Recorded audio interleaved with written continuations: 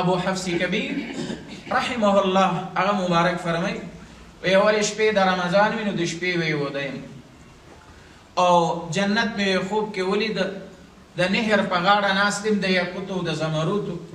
نو دلته مې داسې ناشنا حورې ولیدلې چې داسې ښایست ما هیڅ چیرې نه ولیدلی لکه لمر په شان نو ما چې کله دی ولیدلې چې الله ورته دومره زیبایي دومره جمال حسن ورته الله ورکړی دی وی ما ویل لا اله الا الله محمد رسول الله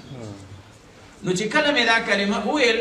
بالمقابل د فرشتوم ویل د حرم دا ویل لا اله الا الله محمد رسول الله نحن للحامدين الصائمين الراكعين الساجدين في شهر رمضان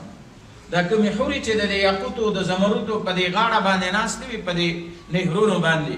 نو یې دوی ویل لا اله الا الله محمد رسول الله من د هغه چا دپاره یي چې څوک د الله حمد وایي څوک د الله صفت کوي څوک د الله ثنا وایي څوک د الله ذکر کوي او څوک الله ته په رکوع باندې پرېوځي څوک الله ته په سجده باندې پرېوځي او څوک چې د روژې د مبارکه میاشت دا روژې ونیسي الله موږ د هغې دپاره پیدا کړي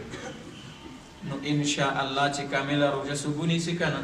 نو د جنت حورې چې کوم دي دا به الله درته نصیب کوي دا زمونږ ایمان ده دا مو عقیده او دا مو یقین دی او دا د محمد رسول الله صلی الله علیه وسلم مبارک قول دی الله دې موږ ته پکې د عبادت توفیق نصیب کړي روایاتو کې راځي چې الله رب العالمین فرمایي د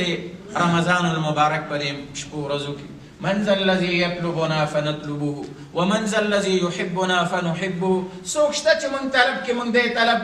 څوک شته چې موږ نه بخښنه وغواړي موږ دته بخښنه وکړو څوک شته موږ ته لاس راپورته کړي دا الله سبحانه وتعالی د خوا نه دا اعلان دی